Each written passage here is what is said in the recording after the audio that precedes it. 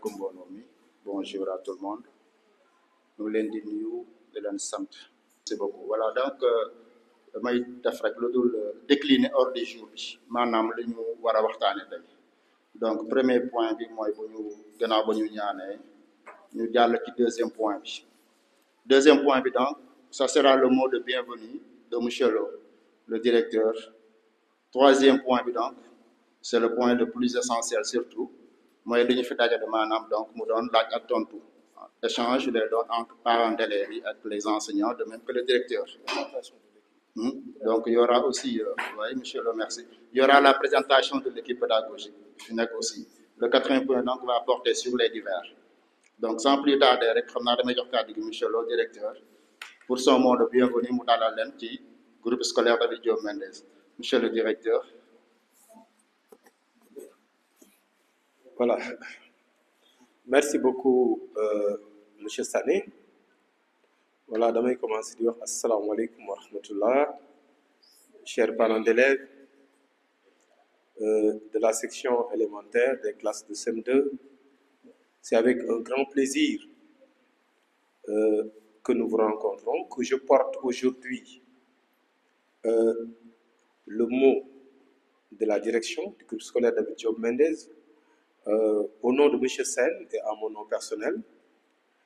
Voilà, je viens vous rencontrer. D'abord, je commencerai par vous renouveler notre gratitude. Gratitude parce que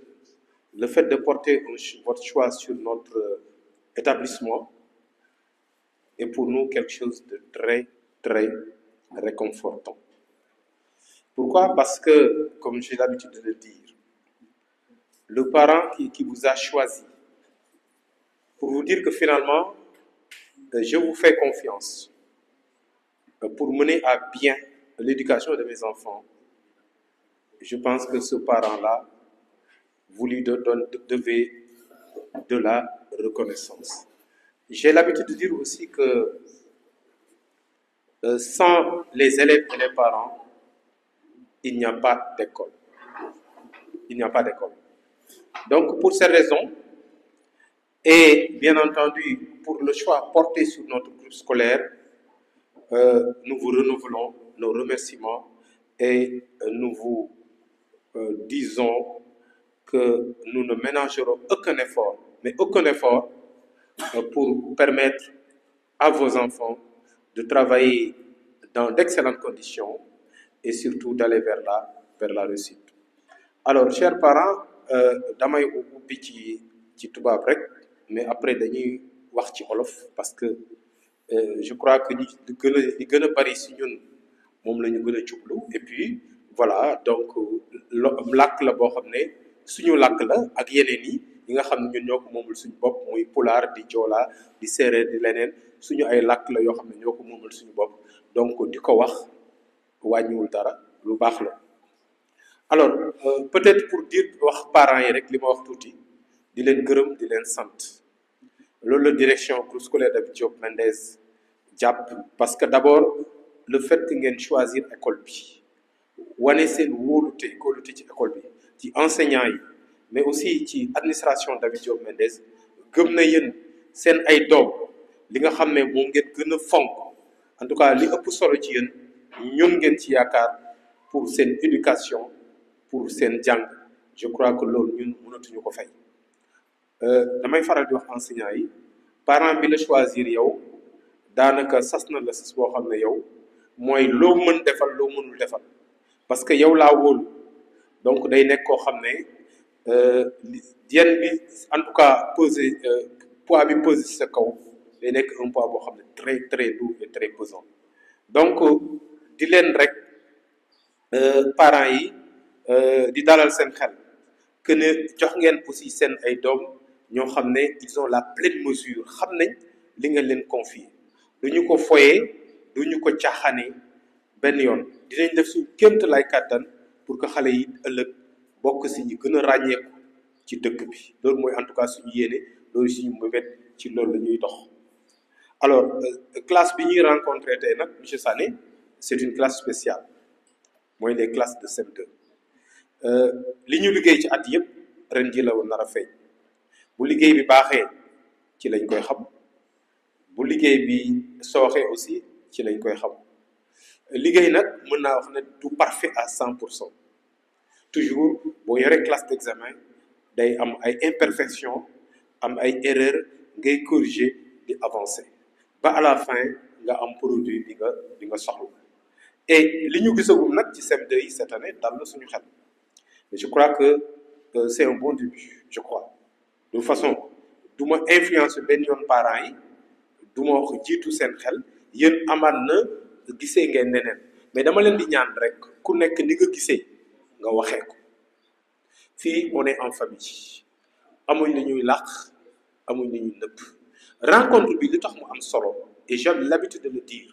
li ñuy xaar ci parents yi mooy ay critique wax ne baax na am nañ satisfaction baax na wàññiwul dara mais li ëpp solo tey ñu dut parents li nga xam ne gis nañ ne suñ ko defee dina gën a baax suñ ko xoolaatee neneen wala defee ko neneen encore dina gën a baax li tubaab di wooy critique ak suggestion je pense que loolu moo gën a fondamental tey parce que classe bi ñu am bëgguñu yeewu aussi li ñu naan un réveil brutal voilà bu ñu yeewu dañu bëgg a yeewu gis na résultat bi baax na et par conséquent tey parents bi ñu ngi xaar ay critiques ay suggestions les maîtres sont là ils sont très ouverts boo leen critiquer dinañ ko déglu administration baa ngi nii elle est très ouverte à commencer par monsieur Sané mais aussi à commencer par l'administration de David Diop monsieur Sène bu ngeen ñu critiquer donc dinañ ko déglu dinañ ci tenir compte suñu waree répondre wala ñu war a leeral ñu leeral je pense que loolu mooy sensu réunion bi mais sensu réunion bi monsieur Sané dina ci ñëwaat doyen dina ci ñëwaat donc voilà donc suñu équipe wóolu nañ ko voilà pour mu mener à bon port liggéey bi mais ci équipe bi parents yi aussi ci la ñu bokk seen jàppale seen soutien vraiment day nekk loo xam ne lu am solo lay nekk je crois que ci liggéey bi voilà donc monsieur Sané pour ne pas trop monopoliser la parole très rapidement loolu laa amoon en tout cas lu may wax parents yi vraiment woo dina war ne ñoom suñu ay partenaires lañu mais au-delà suñu ay collaborateurs parce que man le mot partenaire sax du ma neex trop parce que soo ne partenaire on est en affaire mais ci beneen domaine lay gën a gis mooy des collaborateurs pour aller faire un travail ensemble boo xam ne day mucc ay voilà donc je vous remercie pour l'instant monsieur le directeur voilà su amee lu ñu leneen li ñu war a wax aussi ñu ñëwaat ci rek voilà merci. Merci beaucoup monsieur Lo merci d'avoir campé le débat et il est très bien campé d'ailleurs donc xam naa très rapidement rek je vais faire la présentation de l'équipe pédagogique donc je vais commencer tout à fait au fond Oumy Ndiaye donc moom it xam naa teewaayam am na ci solo ndax moom moo nekk ci wàllu waañ bi cantine bi donc moom moo koy gérer Oumy Ndiaye que ci topp monsieur Wele moo yor CM2B bi ensuite vous avez monsieur Sow CM2A monsieur Lo directeur financier monsieur Sané donc directeur de la section élémentaire et enfin donc vous avez ici donc monsieur Gueye c'est un doyen donc qui a pratiqué donc dans une école il est à la retraite donc monsieur Lo a jugé nécessaire mu indi ko pour mu épauler dans le travail parce que liggéey mooy tollu foofu am na fu muy tollu day laaj au moins kenn ñëw sa wet pour jàppale ndax yan bi day xaw a dis trop donc lui il est là vraiment maa ngi koy remercier aussi bu bëri ci disponibilité am ak vraiment sens de partage am vraiment lu ma rafetlu la donc voilà ñeneen ñi ngay gis ni donc ci caméra yi donc c'est les ñoom ñoo yor wàllu informatique monsieur Sonko monsieur Mbaye ñoo yor wàllu informatique il y a monsieur Diatta mooy circuler noonu feuille de présence bi donc c'est le maître suppléant moo fi nekk en cas d'absence donc moom il entre dans les classes mooy monsieur Diatta donc je tenais donc rapidement à présenter l'équipe pédagogique léegi on passe au point bi nga xamante ni vraiment mooy li ma waxoon sànq c'est le point bi nga xamante ni moo ñu fi boole tey monsieur Lo wax na ko sànq donc personnellement man maa jël téléphone woo parents yi ne leen vraiment c'est une rencontre bi nga xamante ni nous y tenons beaucoup amoon nañu solo trop bu ñu sanoon parents yi may ñu ko bàyyi seen idée tuuti ñëw déglu ñu saafante ak ñoom partager ak ñoom vraiment liggéey bu ñu def ci école yi ñoom it ñuy wax ñu seen xalaat classe CM2 la xale yi dañuy def examen fin d'année donc c'est primordial pour ñun ñu xam xale nan la ñu nekkee kër ga ne di ngeen xam xale nan la ñu nekkee ci école bi te loolu ci jotaay yu mel ni lañ ko mën a defee ngeen am ay questions yi ngeen xamante ni di ngeen ko mën a poser maître yi fi nekk ñu am ay tontu par rapport à ça donc très rapidement rek dañu leen di jéem a rendre la parole ku ci am question rapidement ñu relever ko après ñu indi ci ay tontu incha allah voilà. di dooree nuyoo bi ci directeur Lo ak monsieur Sané ak monsieur Sène bi fi nekkul monsieur Sow monsieur Wele madame Ndiaye toute l'équipe ñu ngi leen di nuyu tamit sama naataango parents yi nekk sama gannaaw di rafetlu jataay bi ndaxte dinañu jox occasion ñu wax ci liggéey bi comme ni ko monsieur Sané waxee léegi monsieur Lo wax ko ay partenaires lañu ay collaborateurs lañu ndax liggéey bi yemul rek ci école bi day continuer ca kër ga donc tey occasion la pour ku ci nekk joxe sa xalaat ci liggéey bi ni muy demee sama kàddu damay commencer di remercier école bi ndax coono bi ñuy daj ku nekk ci ñun xam ne yor xale yombul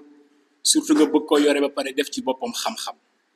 yéen ñi nga xam ne yéen la yàlla jox boobu cër ñu leen koy nangul ñu leen kiy sant di leen ci gërëm coono bi ngeen ciy def mënuñu leen a fay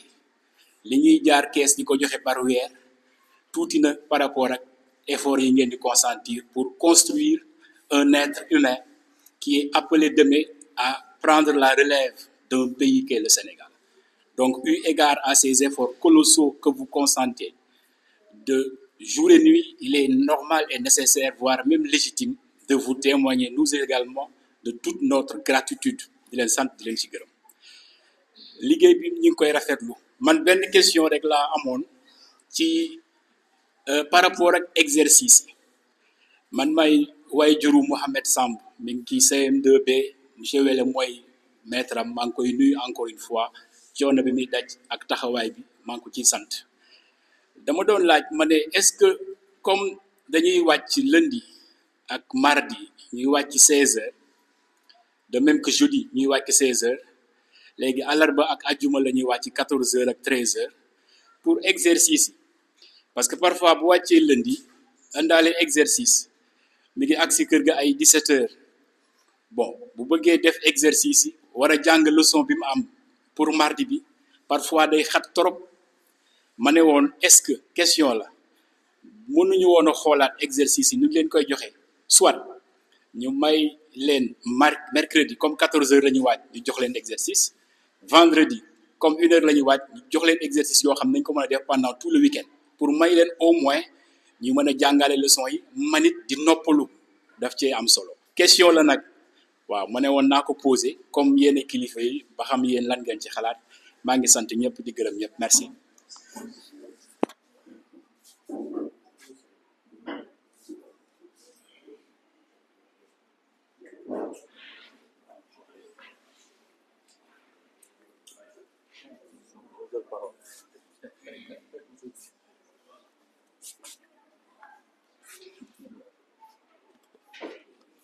salaamaaleykum bonjour maa ngi nuyu ku nekk sa tur ak sa sant di nuyu le corps enseignant ainsi que toute l'équipe pédagogique di nuyu sama naataango parents yi fi nekk man je tenais à première chose je tenais à vous remercier parce que mag ñi dañuy wax ni ki la jàngal mënoo ko fay ndax moo lay def li ngay doon ëllëg donc loolu dafa di benn sas boo xamante ni yéen matale ngeen ko bu monsieur Lo di wax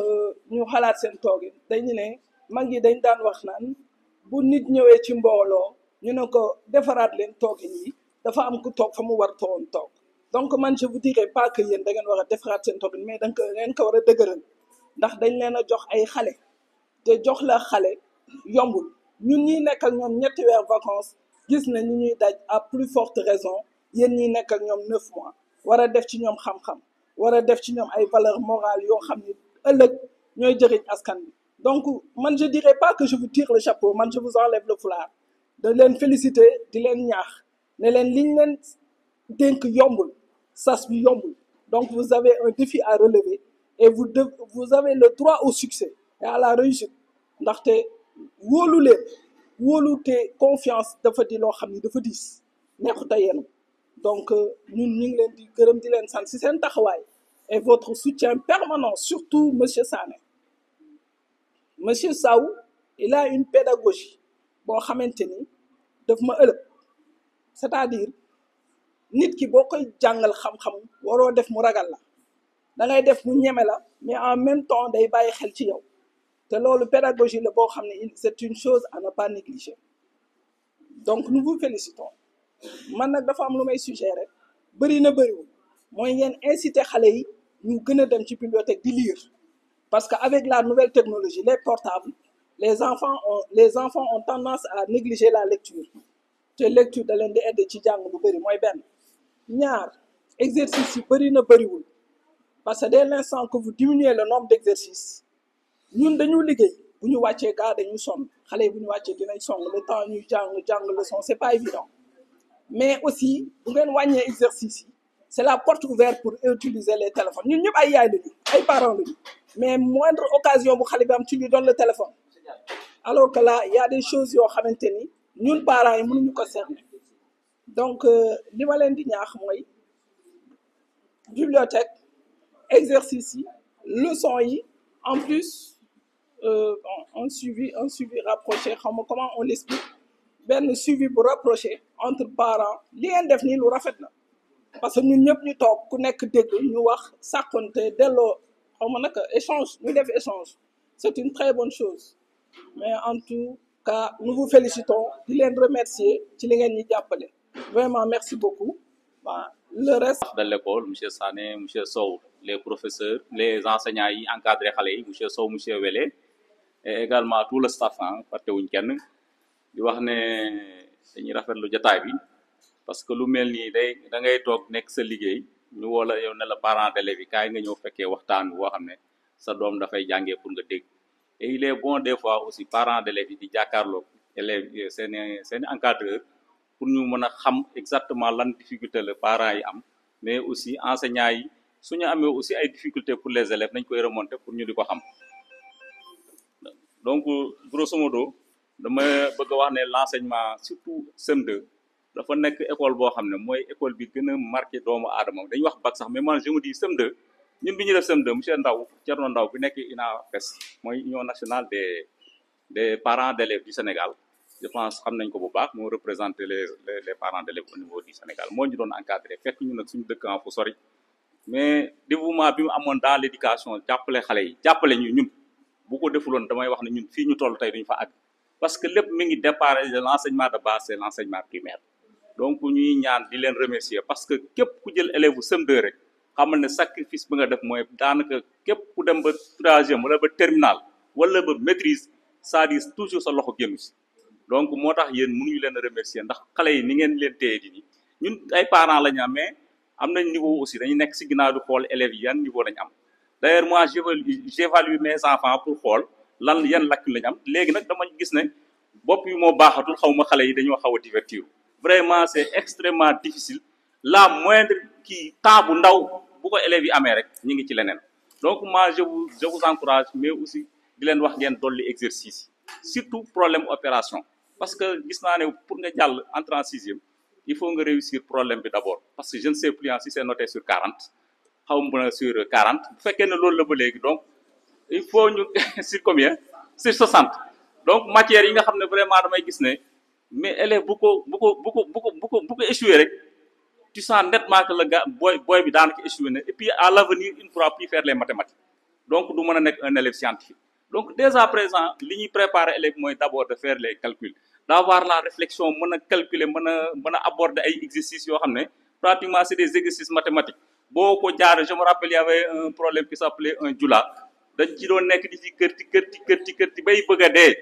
monsieur Ndaw bi ñooy corriger ko on se disait monsieur Ndaw daal xam naa ne problème bi mathématique parce que boobu on ne parlait pas de mathématique léegi laa gis ci livre yi ouvrage yi ñuy bind mathématique mais bu njëkk dañ doon wax ne ay problème opération yooyu mais dañ ne par mathématique la ko jaaree woon parce que boobu mathématique ñi ngi ko doon def en classe de sixième donc buñu déggee ku ñu wax mathématique en classe de CM2 daf ñuy jaax peut-être les ouvrages ont changé mais li ñuy ñaan daal mooy yéen surtout côté bi nga xam ne mooy côté scientifique le Sénégal a besoin de ça ñu appesantir bu baax sur les problèmes opération vraiment lu ngeen leen ci jox ci exercice doyu man nag je suis prêt à fu ñu joxee exercice mat problème opération man dama ciy sawar parce que dama naan lii su ngeen ko réussir rek presque jàll ngeen donc daal vraiment ñu ngi leen di sant di leen gërëm di di raxal taxawaay bi xam ne CM2 daal du lu yomb donc képp kuñ ko dénk vraiment sacerdoce la bu ñu def lu dul di la remercier di leen sant di leen gërëm muy monsieur Wele di monsieur Lo donc monsieur Sow parce que monsieur Sow mooy jàngal Soxna Ndaw je pense monsieur Wele moo yore El Hadji Ndaw donc ñuy ay jumeaux ñu ngi leen di sant ñu ngi leen koy dénkaat di ko dénkaat waa école bi yëpp ngeen baal ñu merci. di commencer par l'équipe pédagogique comme ni ko fi ñëpp waxee vraiment di rafetlu aussi kaddu yi monsieur Lo ak monsieur Sané yëkkati vraiment ça nous rassure encore di nuyu aussi les parents d'élèves qui sont là et bu ngeen gisee bon lors des précédentes réunions des parents d'élèves amuñu woon assemblée bu étoffée wu nii ça montre aujourd'hui l'importance bon que représente les classes de CM2 une classe charnière comme l'a dit tout à l'heure qui dans le primaire parce que ça permet de passer au secondaire donc vraiment c'est une classe très importante ba tax na vraiment ñii nga xam ne ñoo yore xale yi muy monsieur Wele monsieur Sow ils doivent faire preuve de beaucoup de rigueur de pédagogie pour mener à bien ces enfants ñu toll ci âge boo xam ne ils sont assez difficiles moo tax sama première question man li muy doon mooy est-ce que vous n'éprouvez pas des difficultés avec les enfants parce que c'est en connaissant aussi vos difficultés que ñun à notre niveau ñu mën a aussi leen accompagner là où nous pouvons le faire voilà parce que c'est pas pour rien que on tient à amener nos enfants au complexe David Diop Mendes c'est pas pour vos beaux yeux mais c'est parce à travers les résultats que vous faites donc dëkk bi metti na mënoon nañ ne xaaral ñu jël suñu doom yóbbu leen à l'école publique mais on se sacrifie tamit loolu parents d'élèves yëpp dama leen di remercier parce que parents d'élèves bu yëkkati sa doom indi ko privé c'est parce que da ngay ut excellence parce que on a vu que maintenant avant ñun temps yi ñu jàng c'était l'école publique qui était l'excellence boo aayulee lañ lay yóbbu di la fayal mais léegi maintenant on voit que vraiment pour nga faire preuve d'excellence il faut nga yóbbu ko ci yenn écoles yi voilà parce que le public n'est plus ce qu'il était voilà donc ñun c'est vrai que on vous remercie on vous félicite pour yenn cadre d'échange mais on reste exigeant quand même vraiment résultat daaw yi lu ngeen defoon daaw ngeen essayer ba mettre la barre un peu plus haut voilà donc loolu lu ma bëggoon wax la aussi tamit bëgg naa leen poser question est-ce parce que il y a que 2 classes de CM2 est-ce que vous n'êtes pas un peu débordé par les effectifs ou bien c'est des effectifs que vous jugez raisonnables pour un bon suivi des élèves. Troisième question, moi que aussi au niveau des classes de CM2 en général, vous parvenez à identifier des élèves qui sont excellents. Est-ce que ça a été fait et que comme ça, ils sont prédisposés à faire certains concours? Voilà, loolu aussi bëggoon naa ko xam bu Britannique yéen a xam quels sont les concours vraiment vers l'excellence ngeen préparer xale yi ñooñu nga xam ne c'est pas toute la classe que vous, bien sûr mais peut-être que au niveau des 2 CM2 vous allez écrémer un peu am benn encadrement boo xam ne moom ngeen di defal yenn élèves yi pour ñu mën a postuler si yenn concours yi aussi là aussi c'est une question que je voulais savoir si vous le faites voilà merci beaucoup en attendant que la réunion se déroule. Asalaamaaleykum mbooloo mi maa ngi nuyu parents yi fi teew ñëpp man la madame Gningue Yacine yaayu Khadijatou Gningue classe CM2A ou monsieur Sow di nuyu équipe pédagogique bi madame Ndiaye monsieur Wele monsieur Sow monsieur Sané et tout le monde di nuyu aussi monsieur Lo le directeur avant tout dama leen di encourager di leen féliciter d'abord parce que yore xale métti na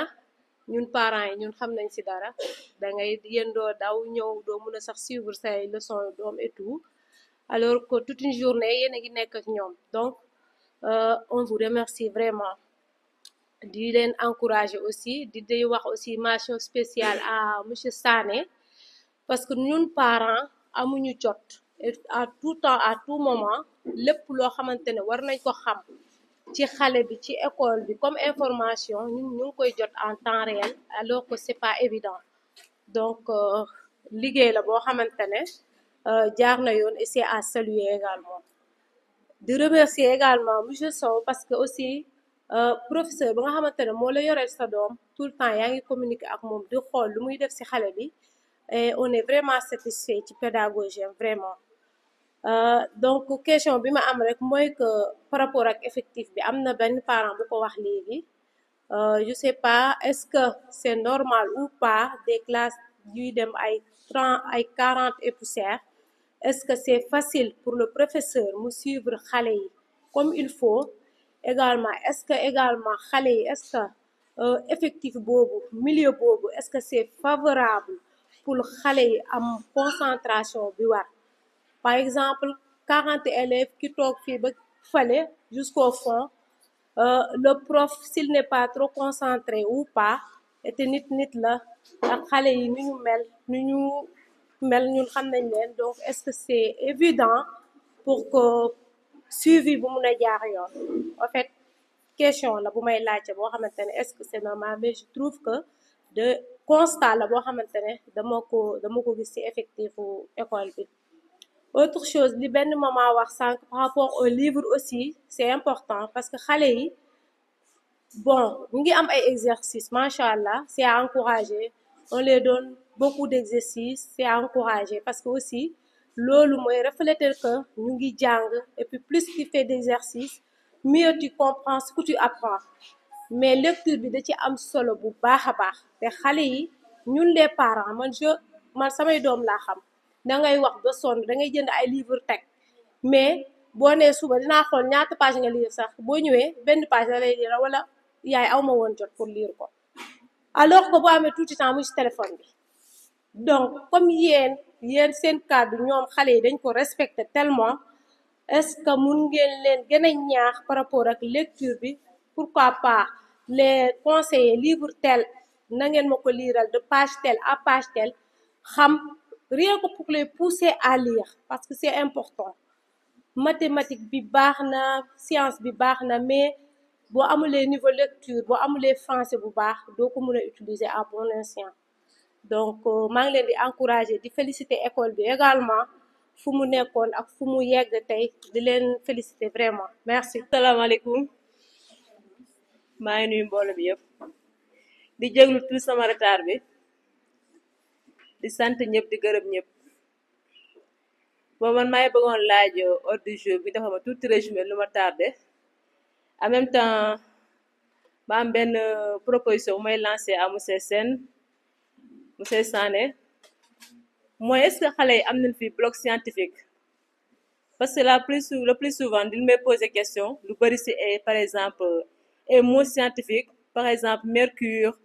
luy type maa la xanaa am leen bloc scientifique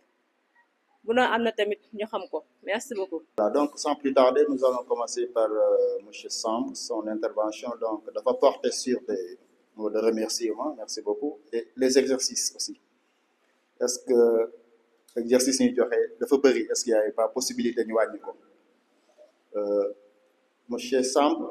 moi je pense que les exercices ça va buñ ko yokkul je pense que duñ ko wàññi parce que nous avons tendance des fois à sous-estimer nos enfants dafa sonn na wala exercice dafa bëri non ils sont pleins d'énergie te comme l'a dit tout à l'heure madame Diop si toutefois xale bi amul lu muy def rek il va s'adonner à autre chose c'est quoi c'est le téléphone c'est la télévision donc le mieux c'est de l'occuper autant que faire se peut occupation bi gën ci moom mooy ces exercices là d'autant plus que il est en classe d'examen donc lui il n'a pas de temps à perdre donc il doit terminer un cycle nga xamante ni mooy CM2 te ku xam CM2 mooy lii monsieur Ndaw wax mooy classe bi gën a marqué élève en tout cas dans sa vie dans son cursus en fait CM2 ñun ñëpp ñu leen koo ci laaj dina ne sama maître CM2 je me rappelle toujours de lui donc classe boobu il faut ñu xam ni il faut que l'enfant soit vraiment occupé dans tous les côtés du ma ci sori nag xam naa peut-être du ñàkk aussi maître dinañ ci ñëwaat mais exercice aussi monsieur Lo a mis tous les moyens qu'il faut pour ça boo ngeen xoolee ñi fréquenté sama bureau gis ngeen machine bi fa nekk chaque fois il m'interpelle est-ce que les exercices a ngi dem ba léegi nga ne ko si ngi dem donc il a dit que élèves yi la ñu wax occupé il termine à 16h certes il y en a qui habitent très loin bon voilà ñu yegg 18h mais il y en a qui habitent les environs donc à 30 minutes de marche ils sont à la maison donc pendant ce temps repos de 30 minutes une heure de temps ils doivent commencer le travail donc loolu je tiens à vous rassurer il faut pas sous-estimer les enfants la leen bàyyi ils sont pleins d'énergie je pense que à ce niveau il y a pas de problème Maintenant, peut-être je vais essayer de donner la parole s'il y en a qui veulent intervenir sur la question de M. Sam avant que nous continuions sur Mme Diop. Ouais. salaamaaleykum baal leen ñu ak baal nañ leen dama bëggoon revenir tout juste si exercice yi parce que am na ñu wax ni est-ce qu'il faudrait pas les réduire bon d'autres ne bu leen ko réduire parce que xale yi buñ leen may jot bon évidemment dafa am recherche yi mujj ci science ñu tudde ko les neurosciences dañu ko montrer ba def ay exemple si les enfants coréens ñu montrer ne ils sont toujours actifs, ce qui fait qu'ils font les meilleurs résultats au monde mais je crois bien que li ñu gën a amal solo fi mooy ñu xam réellement yan objectif la ñu viser à travers ces exercices il ne faudrait jamais aussi dañ ne toujours bul yow jël sa bopp en tant que mag c'est-à-dire enfant bi bu ko juger en fonction de adulte bi nga doon il faut nga essayer de se mettre à sa place pour comprendre Monsieur Sané vient tout juste de le dire ils sont très actifs en dehors de ça au niveau de l'établissement dañu am ay pauses déjà je crois bien que am nañ une pause de 30 minutes 2 fois ou quelque chose comme ça etc maintenant yan objectif essentiellement moom la ñuy viser à travers les exercices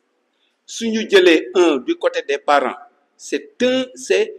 un message que l'on lance aux parents c'est une information aussi que le parent reçoit parce que à chaque fois que le parent voit les exercices de son enfant il saura situer son enfant il pourra l'encadrer mais il saura aussi ce qui a été fait à l'école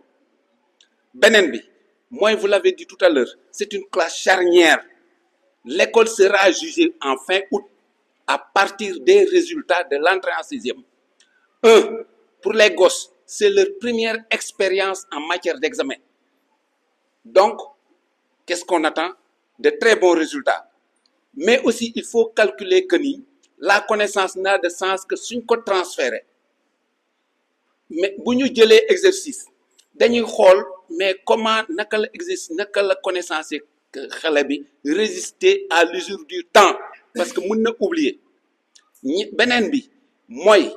dañuy autonomiser xale bi il faut apprendre le gosse à s'autonomiser à s'auto-évaluer autonomiser gosse bi mooy lan que le gosse sache travailler librement lui seul sans l'influence de personne parce que exercice yi muy def ce n'est rien d'autre que un renforcement pour lui une consolidation ci li mu jàngoon donc exercice yi dañ ci war a jàpp bu baax a baax beneen bi dañu nekk classe su CM2 mais le casse-tête des parents d'élèves c'est quoi souvent ou bien des enseignants souvent sama doom du jàng leçon sama doom du jàng leçon sama doom du jàng leçon mais la répétition est pédagogique baamtu en pédagogie répétition mooy baamtu je donne un exemple moi il m'arrive souvent ma dugg ci classe CM2 je leur dis il faut répéter je crois que monsieur Sané ak directeur ak monsieur Sané régulièrement loolu ñuy wax il arrivera un moment où à force de la répétition en face d'une situation T l'enfant n'a même pas besoin de réfléchir parce que cette situation s'est présentée à lui sous plusieurs formes un gosse à qui vous dites Abdou et tel se partage 1500 francs l'autre a 1500 francs de plus que l'autre nga inverser problème bi ne l'autre a 500 francs de moins que mais mun situation yooyu d'ailleurs am na quelqu'un qui l'a dit je vous dis que ñaari matière principale mooy le support de la pensée c'est la langue qu'elle soit notre langue nationale ou bien la langue étrangère mais les mathématiques c'est les supports de la pensée moi souvent j'ai l'habitude de dire au maître de CM2 il faut faire toutes les matières mais si nous prenons des trucs comme histoire généralement c'est figé Lat Dior est né en etc mais dans tout ce qui fait avancer le monde mooy suñu bikki ñu yor mais du plus petit objet au plus grand objet c'est à partir des matières scientifiques mais aussi être bien en matière scientifique dans les matières scientifiques il faudrait qu'on soit bien aussi en langue bon heureusement que fii on fait pratiquement 3 ou 4 langues il y a l'espagnol il y a l'anglais il y a le français il y a l'arabe évidemment donc il faut ñu maîtriser et généralement les bons mathématiciens souvent sont bien en langue donc ñu xam ne révision du moins ces exercices là importance bi mu am pour yéen Parce qu'à partir de la maison, vous contrôlez ce qui se fait à l'école. À partir de la maison, vous contrôlez le niveau de l'enfant. À partir de la maison, l'enfant s'autonomise, day am l'essence de la responsabilité, etc., etc. bëri na daal luñ ci mën a wax ci révision yi li muy jariñ quoi. Donc ñu ngeen baal ñu àqal ci loolu la ñu amoon si luñ si kii quoi. Merci beaucoup, doyen Gueye. Donc, je pense que les intéressés sont là. Je vais donc les remettre la parole. Monsieur Sow, Monsieur Welle.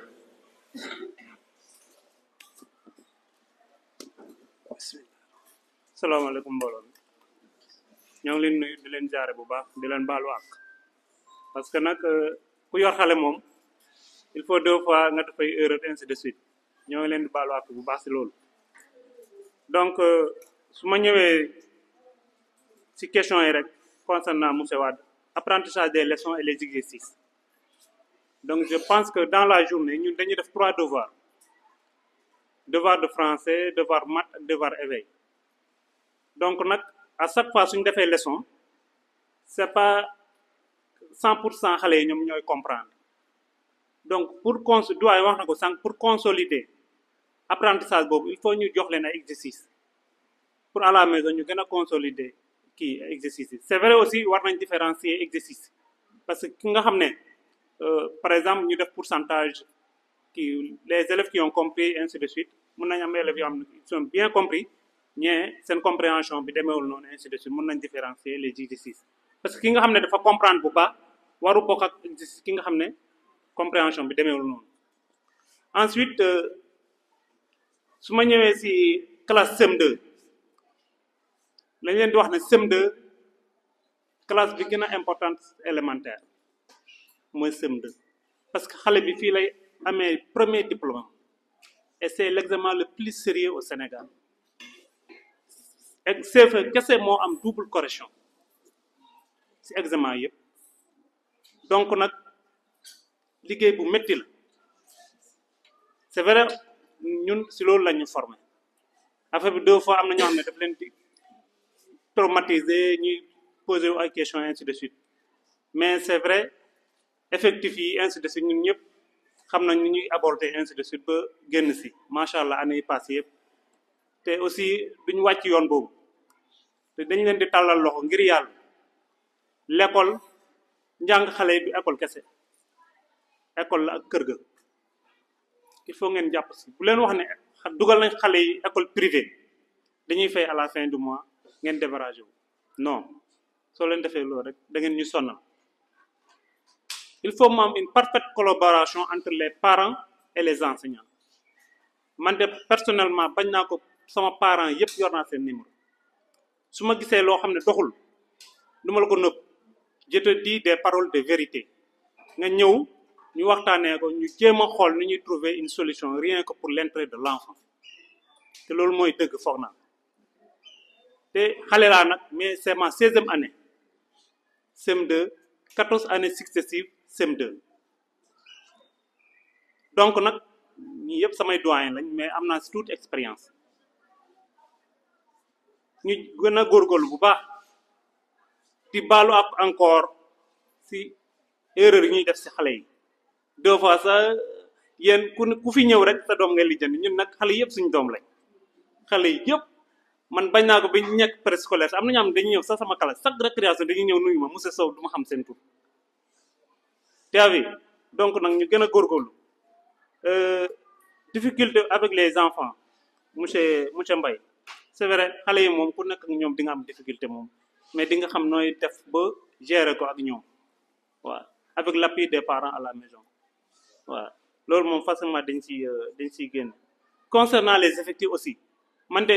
damay wax alhamdulilah rabbil alamin parce que David Diop Mendes moom effectif yi ma def du effectif sax CM2 parce que man fi ma nekkoon yor naa effectif boo xam ne 56 élèves yor naa classe CM2 te année boobu ñëpp a jàll te bi ma ñëwee David Diop léegi foog naa année bi laa gën a am élèves 43 élèves donc loolu ça ne sera pas une difficulté pour moi incha allah effectif kii moo amul problème lecture aussi ni ngeen ko waxee noonu la am nañ bibliothèque ainsi de suite directeur sax dina ñëwaat si loolu te xale dinañ lire incha allah di wax aussi man bi di wax ak yéen j'ai fait la série S2 te doyen wax na ko sànq tous les bons mathématiciens sont des très bons littéraires te balaa nga koy xam da nga def série S man sama xale yi dama leen di jël 2 fois devant doyen mooy doon témoin chaque jour presque chaque semaine dinaa perdre 1 heure de temps yoo xam ne ce sont des leçons de morale yéen parents dama leen yërëm parce que vous payez cher vous êtes trop fatigué loolu yëpp il faut nga dugal ko ci bopp xale bi donc ce sont des leçons de morale yoo xam ne aussi il faut ngeen jàppale ñu si man xalaatuma parent kii élèves yéen laa xalaat avec le monde le changement ainsi de suite te li ngeen di fay dafa cher rien que pour la réussite de l'enfant donc xale yi dañoo war a jàng même soo fayee 1 milliard xale bi ñu indi la moyenne bu baax da ngay fàttali nga fay mais dara gënul métti tey nga fay du cher ba pare xale bi ñu indi moyenne bu baaxul loolu dafa yéeme je me mets à votre place moo tax ñuy rey suñu bopp nag te jàppale leen ngir yàlla encore une fois de plus maa ngi remercier ñëpp monsieur. asalaamaaleykum maa ngi nuyu ñëpp daanaka wax nañ lépp xanaa juste rek monsieur Samb ak suuf si c'est normal parce que y a des élèves qui habitent un peu loin bu ñu balaa ñu yegg si kër ga c'est vers 17 heures quelquefois dañu comprendre l'enfant n'est pas un adulte en miniature. On comprend cela. Tout est-il que quelquefois on donne des leçons d'éveil, des exercices d'éveil. C'est pour permettre à l'enfant ou bien l'exiger à revoir encore les leçons précédentes. Mathématiques aussi, il y a des parents comme notamment sama mbokk mi quelquefois dañuy insister davantage pour que les exercices en mathématiques soient beaucoup plus consistants. On comprend cela, oui. De répéter à chaque fois parce que le problème majeur bi c'est au niveau des mathématiques ñu ngi ciy def nag beaucoup plus de kii comme Sow ñu ko waxee donc différencier un peu les exercices donc pour que kenn ku nekk nag gën a mun a exercer waat davantage. Bon, on cherche toujours l'excellence, il faut que ñu pousser les enfants à exceller loolu mooy suñu souci premier. De ce fait donc exercice yi dinañ ko gën a mën a modérer dinañ tenir compte ci li ngeen wax c'est important parce que quelquefois aussi xale bi dafay sonn dinañ ko gën a xool ni ñu koy agencer comme le mercredi mais dañuy jàpp ne comme on est en journée continue bu ñu wàccee 16 heures c'est fini donc d'une part ça va aider le parent comme ni ko doyen waxee mu xam le niveau d'évolution du déroulement des leçons loolu dina ci am solo mais aussi ça va permettre aux répétiteurs de savoir fan la monsieur bi yem comme ça mu bañ a extrapoler parce que quelquefois il y a des répétiteurs dañuy bëgg a jàngal xale bi lu ne dañuy bëgg nag ñu topp maître bi comme ils ne font que répéter dañuy yem donc fi ñu yem donc avec les exercices comme support dina leen permettre donc ñu xam fan la ñuy aborder les choses mais tout est-il que xam nañ li ngeen wax on comprend cela on va essayer de trouver des stratégies pour que exercice yi xaw a du wàññeeku sax mais dina ko gën a accentuer les mercredis soir et le pendant le week-end mais des jours yeneen jours yi comme lundi mardi donc ñu xool yan exercice la ñuy joxe pour que mu gën bañ koo sonal trop parce que si l'enfant aussi est épuisé ça veut dire que donc le reste de l'année il est au chaos, c'est sûr. Donc, aussi, dañ koy comprendre. Donc, exercice, oui, mais avec beaucoup plus de stratégie, Inch'Allah. Concernant les concours, en classe de CM2, je pense que pour les garçons, il y a un concours britannique. Donc, il faut aussi, parents, si papa, moi, j'ai l'initiative, je vais présenter. Parce que je pense que le premier élève, il y a un militaire, David Diop, je vais encadrer. te parent bi madame Mbacké fee moom moo ñëwoon gis ma donc parent bi su buggee doomam présenté wu day ñëw auprès du maître ñu on est prêt pour les encadrer gratuitement waaw donc loolu aussi initiative parent bi la su fekkee Mariama Ba aussi Mariama Ba c'est au niveau national on prend les 50 meilleures filles après le certificat dañuy accumuler points yi les 50 meilleures filles la ñuy présélectionner pour ñu def waaye nag loolu lépp dara warul ko xëy na suñu activité ci ñu nekk rek ba tax du ñu mën di teew saa su nekk tey jii itam daanaka xaw ma woon a mën a ñëw sax waaye dama ne rek il faut ma ñëw teew si dina xam ne école bi moom man depuis 2003 ba léegi sama doom yëpp fi la ñu jaar te mboolem ñu fi jaar ba génn fii am nañu résultat yu baax mosuñ ma ci am benn wax di yàlla lu ma ci naqari ci xale yi ci wàllu yar bi ci wàllu njàng mi muy bu ñu nekkee sama kër nañ fay nekk bu ñëwee ci école bi comportement boobu lañ fi amee yar nañu leen jàngal nañu leen ba ci sama ñaar ñi fa dese ñi fi jàngee ñoom ñëpp wax dëgg yàlla kenn awma ci leen lu ma ciy rëccu ba su ma amoon ñeneen tam ñu ma war a jàng itam wala ma xam kenn ku bëgg école baax itam fi laa koy indi kon loolu dañ leen ci sant bu baax man awma lu ma leen di reproché ci leen wala mu leen di corriger wax dëgg yàlla xanaa di leen di encouragé rek ngeen gën a góorgóorlu bu baax ci xale yi bu baax te xam ne ni ko parents yi waxee rek xale moom dafa xaw a doy waar bari na ci yoon waaye nag tiyaaba ju rëy mi ngi ci biir ndax ni nga ci sonne si ñoom boo liggéey ku ci am njariñ rek dina xam ne fi mu jaar moo tax mu am li mu am kon nag loolu wax dëgg yàlla ñu leen ci sant bu baax a baax a baax man daal wax dëgg yàlla ma liw ma wax waaye sant nañ leen bu baax sama xale yi fi jaar yëpp amul kenn ku ma ci rëcc ñii ñi ngi nekk seen i activité di liggéey ñeneen ñi ngi seen i kër jëkkër di sëy nekk seen i liggéey di liggéey wax dëgg yàlla loolu nag dañ leen koy sant bu baax a baax a baax waaw sant leen baax monsieur Lo monsieur leen te xamal ne ñun amuñu lenn leen wax dëgg yàlla xanaa di leen gën di encouragé ci li ngeen nekk rek man sama waxu démb mooy sama waxu tey bu ma leen xasee jox sama confiance ci yéen amatuma leen lu ma ci wax xale bi toppatoo ma ko sax ba xam ci lu mu nekk ndax xam naa ne yéen a ngi ci sonn loo di ci def sax loo xam ne man sax mënu ma ko ci kon nag loolu dañ leen ci gën a sant bu baax a baax ngeen baal ñu wax baax a baax maa ngi jéglu baax ndax bëgg a jiweeku ngeen doon ñu ñaan rek waaw jërë ngeen jëf pratiquement doomam yëpp fii la ñu jaar vraiment fii la ñu amee baccalauréat que muy Aminata wala muy Soxna May vraiment waaw tey am na benn doomam buy def 4e fait partie aussi de nos meilleurs élèves voilà dama bëggoon monsieur Sané rek revenir sur 2 questions essentielles mooy je pense question exercice yi monsieur Wele la question des exercices parents yi évacué nañ ko monsieur Samb moo ko posé mais j'ai trouvé que dans l'ensemble parents yi li ñu wax mooy que ne exercice yi dafa am solo c'est d'une nécessité vitale parce que en fait bu exercice sax dina permettre xale yi au moins temps bi dina consacré ci téléphone portable yi mais finalement ñu def ko exercice et c'est plus pratique parce que xale yi moom boo leen joxee temps rek téléphone la ñu dem wala télévision et ça c'est pas des outils yoo xam ne dina vraiment permettre à l'enfant de développer son intelligence donc plus ñuy éviter outils yooyu je pense que mieux mooy gën ci seen jàng exercice yi même ren alors dama bëggoon wax aussi l'effort que la direction a consenti am na 2 outils yoo xam ne dañ leen ko may je pense que mooy livre mathématiques quand on m'a demandé de tirer pour les mathématiques ak français bi mathématiques bi c'était beaucoup de pages d'ailleurs mais quand même on a fait le sacrifice et on a tiré pour tous les élèves du CM2 mathématiques ak français aussi c'est pour permettre aux élèves de s'exercer parce que exercice moom mooy jàng même jàng leçon du loo xam ne lu ñu war a rey seen bopp la parce que ay textes booy këru boo paree fàtte ko bariwul njariñ le plus important c'est quoi c'est faire des exercices même en éveil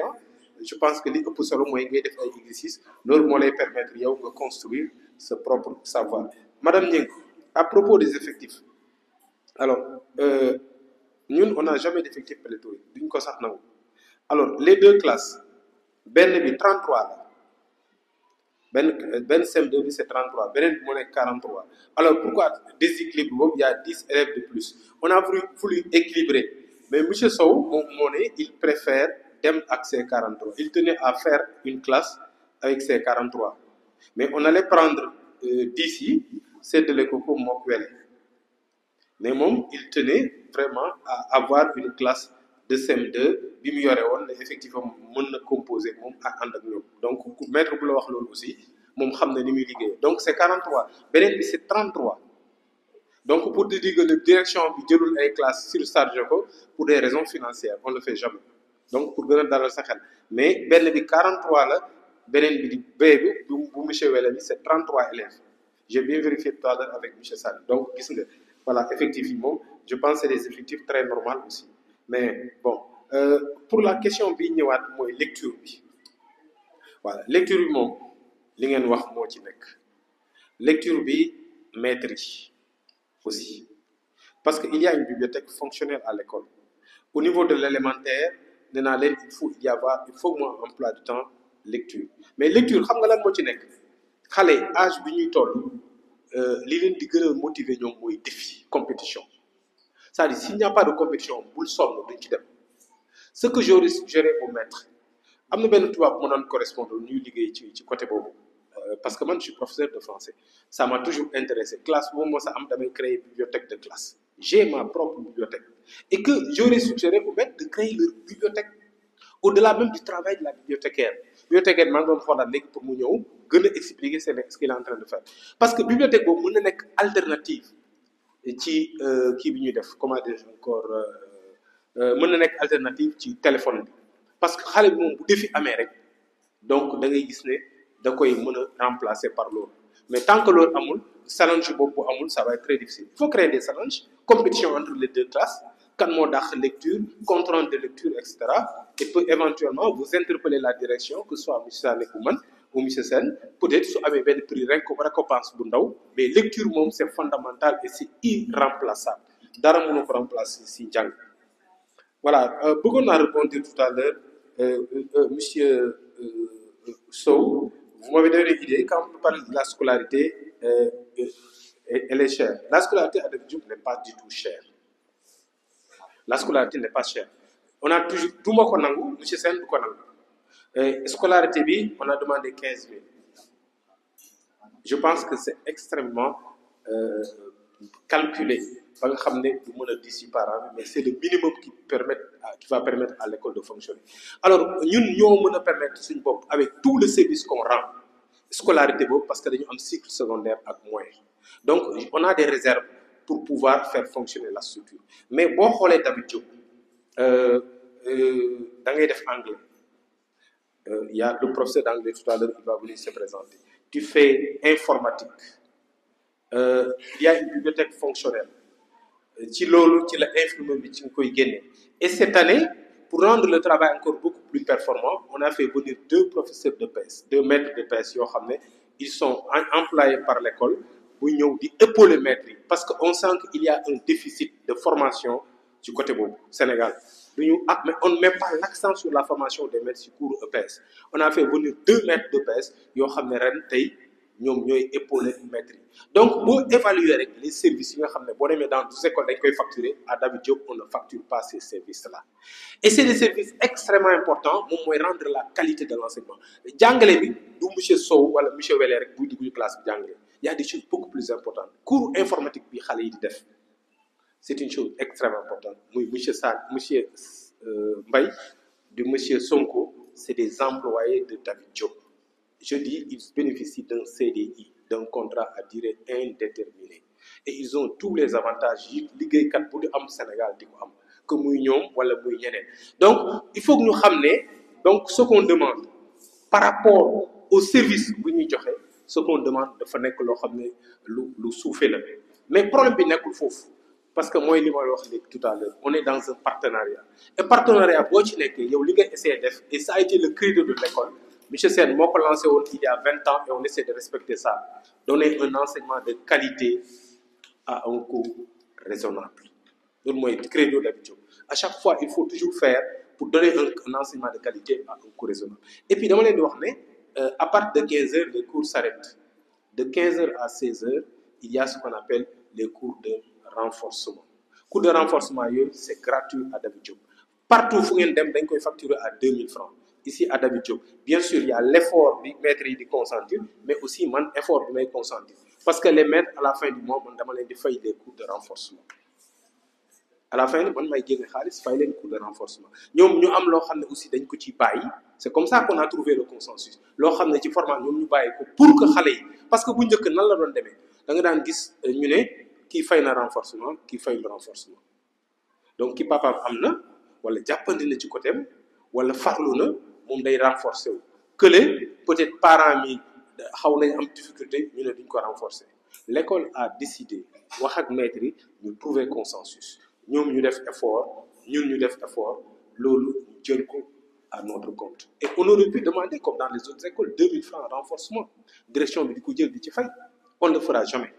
Donc, il faut que nous sachions aussi les efforts unis consentir pour que les élèves soient dans d'excellentes conditions d'études. Informatique, tout à l'heure, je demanderai aux parents, vous parlez, de visiter la salle informatique. Ne serait-ce qu'un ordinateur,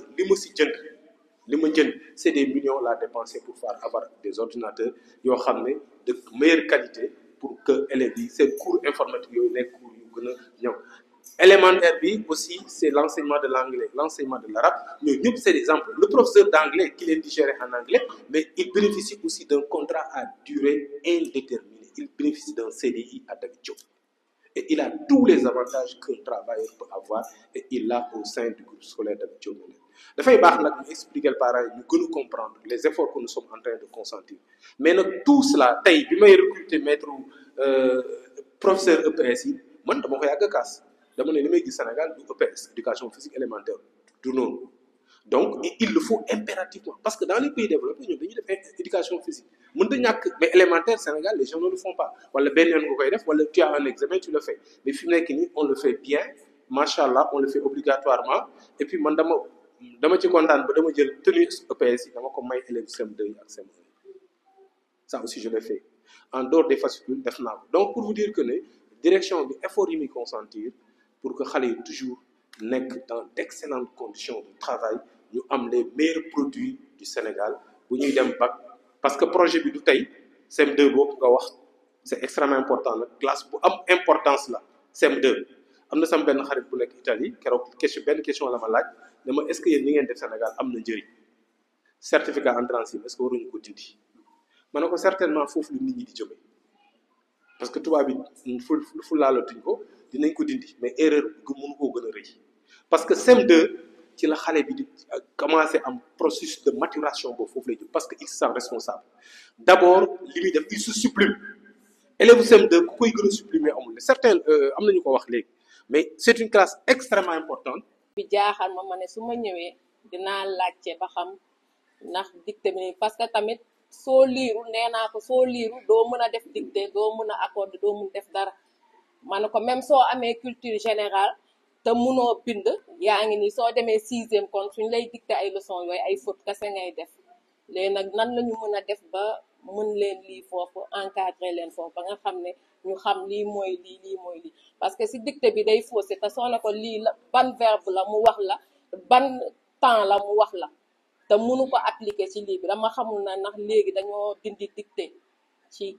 enseignement bi wala parce que man dictée préparé moo newoon CM1 xaw ma nag léegi nan moo lii parce que laajuma ko tamit. asalaamaaleykum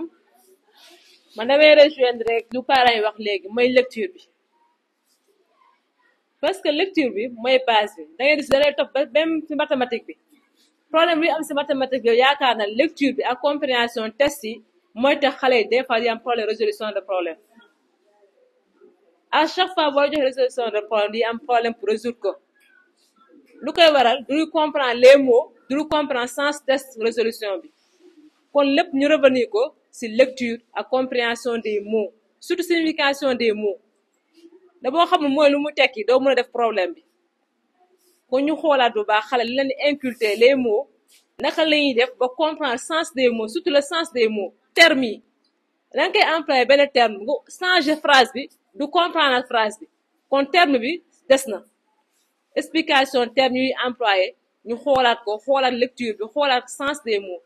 yaakaar na loolu am na solo surtout le français merci beaucoup. dafa am ñaari intervention yu may def benn bi di ko jagle ci équipe pédagogique bi parce que maa ngi teew en tant que parent d'élève benn mais en même temps en tant que acteur de l'éducation donc monsieur Wele ak monsieur Sow maa ngi leen di féliciter parce que xam naa ne yore ay classes nekkul lu yomb yore ay classes c'est extrêmement difficile déjà ay xale yoo am 11 ans 12 ans ay problème à plus forte raison xale yu mag yi donc xam naa vous faites un travail extraordinaire donc maa ngi leen di féliciter ci seen taxawaay ak seen liggéey bu ngeen di def à ce niveau. Deuxième bi c'est monsieur Lo directeur financier de David Diop dafa ñaari mbir yoo xam ne wax na ko benn bi dama koy interpeller bon, en tant que parent d'élève, naturellement. Mais merci quand même, je vois le sacrifice que vous avez consenti pour ces enfants. Vous avez parlé des livres de français, des livres de mathématiques. En même temps, je pense que, effort UNEDEF, vraiment, merci, c'est ce qu'on attend de vous, parce que les parents ont fait confiance à une école qui s'appelle David Diop. Il y a autant d'écoles dans la zone, à Diamaguène Sicap Mbao. Donc, si on fait un choix, ñu indi suñuy doom fii Diamaguène Sicap Mbao, parce que à David Diop dañoo jàpp ne lu ñu bëgg suñu doom yi xëy na école bi moom la koy def. Et ça, alhamdulillah, félicitations, parce que bu ñu xamante ak léegi yàgg na, macha allah. Deuxième bi dafa am loo xam ne da nga ko aborder et dama siy rebondir parce que wax nga l'introduction si arabe ak si anglais. Anglais nag bu mu wax noonu xëy na moom moo xaw a yitteel tuuti. xam naa ne état bu Sénégal ren la ko commencé David Diop te David Diop yu ko commencé na ko bu yàgg. Maintenant si contenu pédagogique bi ak si programme bi est-ce que c'est un programme boo xam ne état bi moo ko définir jokk IAI di ko ventiler au niveau des écoles primaires ou bien c'est l'enseignant qui jàngale école primaire au niveau l'anglais si boppam mooy définir le contenu pédagogique parce que dafa am loo xam ne gis naa ko neexuma et j'en ai discuté avec des professeurs en anglais loolu sama gis-gis la man je pense que si lu ma gis lu ñuy laaj xale yi en anglais en classe de CM2 su fekkee amul évaluation au bac ni à l'entrée en sixième excusez-moi ni au CFE ni à l'entrée en sixième je pense qu'il faut alléger ou bien attendre ce qu'on appelle le programme je pense le programme au niveau du primaire c'est je pense curriculaire lañ koy woowee ñu xool le contenu réellement lu ñuy wàccee niveau bi réellement pour que élèves mun a bëgg a matière bi mun a comprendre matière bi mais quand le niveau bi dafa élevé en certain si lu ma gis day xaw a créer benn problème au niveau de l'élève loolu laa bëggoon wax maa ngi leen di gërëm maa ngi leen di sant merci infiniment.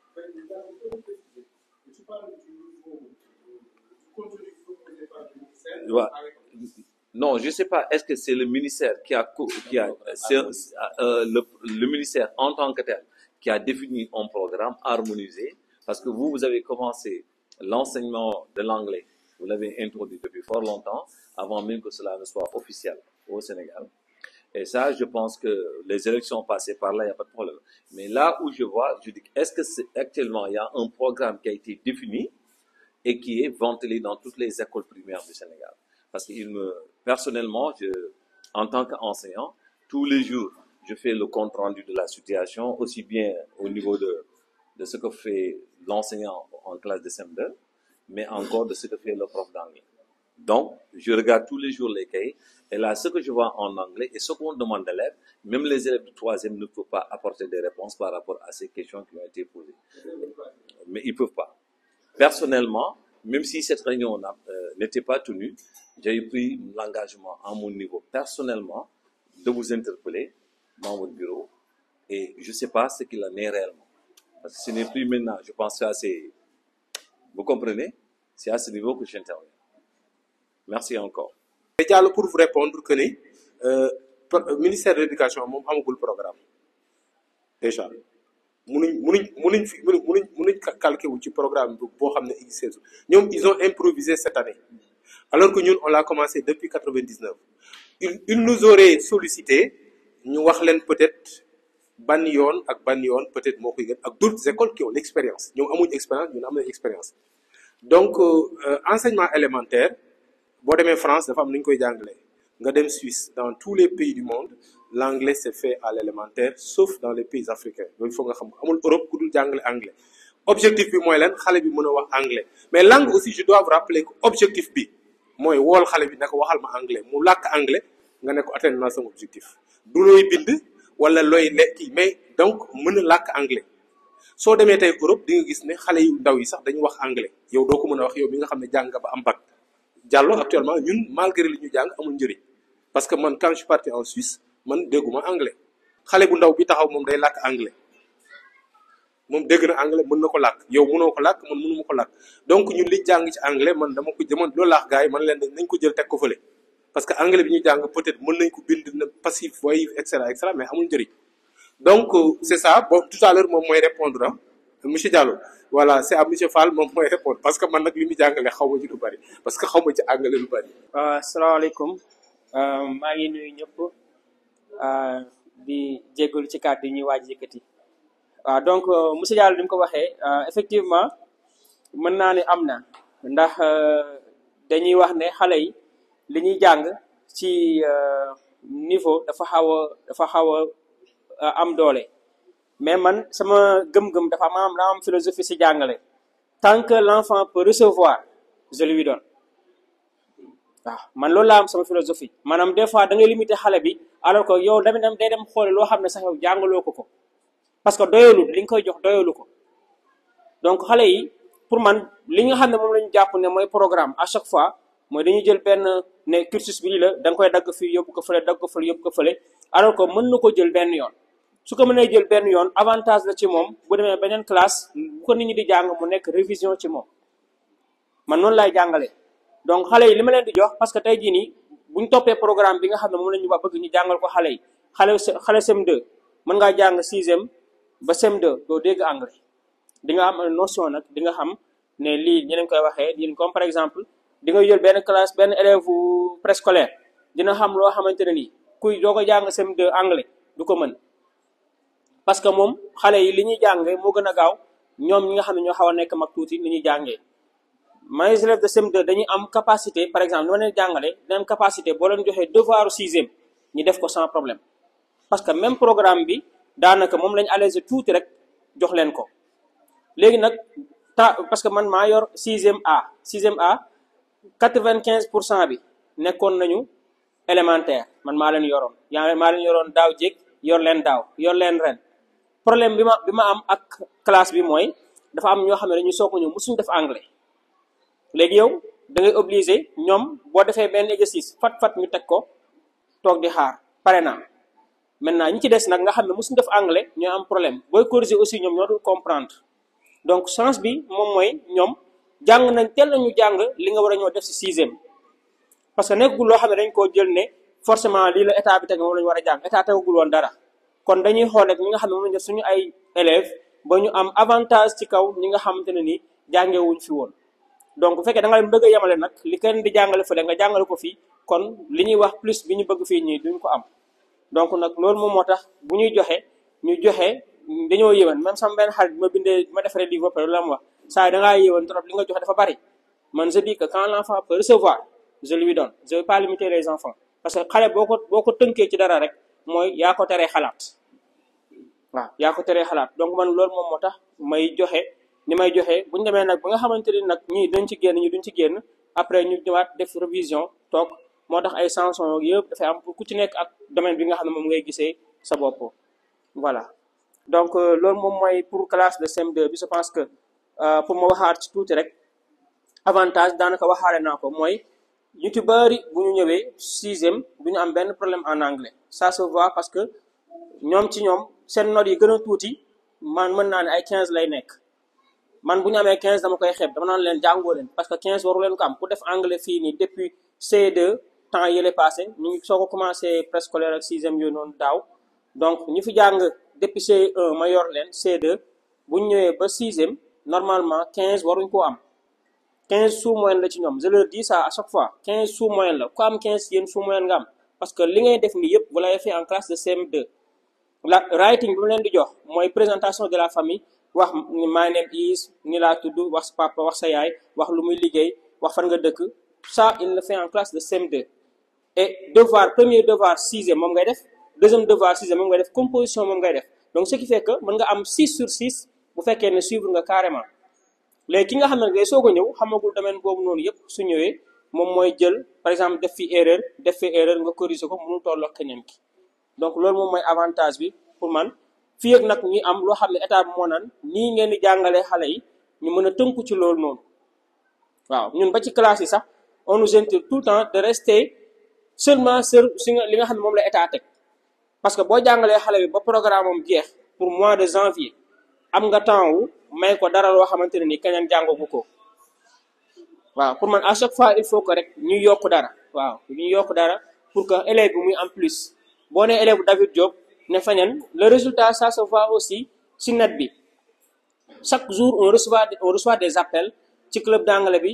effet yi muy def ak vidéo yi ñu dugal ak yooyu noonu fu ne la ñu nit ñi di woowee parce que niveau d'anglais bi nga xam ne moo fi am dafa am différence ak yeneen écoles yi les gens pensent même que David Diop école de formation anglais la mais c'est parce que li ñuy jàngale ak ni ñu ciy demee moom bokkul ak yeneen approche yeneen écoles yi donc loolu moom moo tax peut-être ñu am niveau anglais bii nii te incha allahu rabbi dinañ ci gën a liggéey ba nga xamante ne nii ku ci nekk sa doom bu ñëwee balaa muy àgg benn niveau bi mu commencé wax anglais waaw parce que anglais instant bii ñu nii je me dis que ni on doit poser tuuti français bi ñu yokk ko waaw prof d'anglais la voilà ñu poser français bi tuuti ñu gën a soññu xale yi ci anglais bi voilà ñuy nekk si parce que damay dem di jàngal ay ñoo xam ne seen doom ñoom dañuy voyager li ma dis carrément que balaa ngay xam ne français du dara nga génn aéroport Blaise Diagne non c'est la vérité il me dis carrément benn parent boo xamante ne nii doomam dama koy jàngal dafa inscrire instant bi ni benn école boo xam ne colonie boo xam ne c'est 3 mois en Angleterre pour que mu dégg ji parce que ay pays francophone la doon dem nee na bàyyi na dem pays francophone parce que xam na ni même biir France anglais fa ëpp doole donc loolu moo tax ñun ñu teel a xam voilà. waaw pour gën a confirmer li mu wax monsieur Diallo damay def ak des exemples concrets tey ñoom seen club anglais bi ce qu'ils sont en train de faire bu ma waxee dëgg ñoom parfois damay toog ñoom anglais bi ñuy làkk man dégguma ko xale yi très sincèrement alors daawaati jéeg dañuy toog ñuy def ren seconde ñoo doon def 4e parce que dañuy rencontre yi dañ koy def ak élèves yëpp en début d'année man ak monsieur Sène ak fële monsieur Keita monsieur Bass ñu dajeek élèves yi alors bi ñu toogee élèves 4e yi à l'époque 4e ñu toog réunion ñun ñu wax en français wax a wax léegi les élèves doivent prendre la parole kenn ci élèves yi mën naa ko citer c'est Fatoumata yaayam a ngi nii toog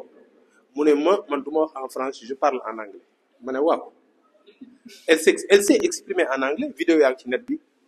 vous pouvez mën ngeen ko consulter à partir de DDM-TV elle s'est exprimée en anglais il y a beaucoup d'élèves qui prennent la parole et loolu rek laa doon xaar et puis la même année bi ñu def compétition anglais ñoom ñoo ko gagné demi-finale ñu war a dajeek lycée Mbao ma ñëw di leen fooye naa leen yéen lycée Mbao bàyyil ba lycée Mbao jàpp leen mooy ñi am bac daaw di jëkk qu'est-ce qu'elle me dit parce que ñoom ñëpp fii lañ jàngi anglais ñu ne ma ñun bu ñu doon nelaw sax lycée Mbao xamul mënuñu gagné et toutes les compétitions ñoom ñoo koy gagné alors bi ñu demee même ci compétition bi les gens disaient que ñii ay natifs lañ David Diop ñi mu indi duñu ay élèves kii la ay natifs lañ c'est-à-dire ñoo xam ne ci dëkku yi làkk anglais lañ dëkk Nigéria wala Gambie wala et cetera donc ce que les gens disaient cela veut dire quoi ñoom déjà très jeune commencé nañ di wax anglais miinal ko seen làmmiñ vraiment di ci wax et ça moi je pense que loolu mooy làkk quoi loolu mooy anglais c'est pas autre chose hein c'est ça l'anglais question niveau la ku mën a wax làkk moom bu jour bi nga koy dégg ak ni nga koy déggee mais kenn xamu ko dès ko wax xale bi rek bu yàggee moom dina dégg làkk bi bon ça dépend de la pédagogie bi muy utiliser moom pour pouvoir le faire mais pour vous dire que pour vous rassurer monsieur Diallo langue moom dañ koy wax rek quand les élèves parlent la langue je pense que le travail est en train d'être bien élaboré bien établi loolu laa ci bëggoon yokk je vous remercie. Il y a une question sur la dictée.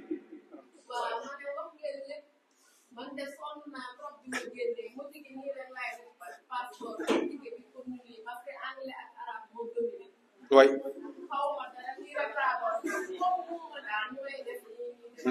Non, c'est vrai. Oui, comme nous, comme David Diop, nous jardin, intégré on fait l'anglais à l'élémentaire, préscolaire, on l'a fait. Initié nous tamit préscolaire. Alors, dictée bi nak na fi li nga wax ci dictée bi. Alors, dictée bi, je pense qu'à l'examen évaluer tout ça. On évalue. À l'examen, on n'évalue pas en dictée. Sénégal dañ ko dindi. Loolu aussi bokk na ci toppandoo bi ñu toppandoo. Non, erreur la. Erreur mënu ko gën a rëy. Alors, pourtant ñun monsieur Sané, je ne sais pas ce qui se fait à l'élémentaire. Parce que ñun dañ ciy insister au niveau de la direction. Gis nga élève bu aayee dictée aay na bu aayul dictée aayul. C'est l'exercice man bi may jàngale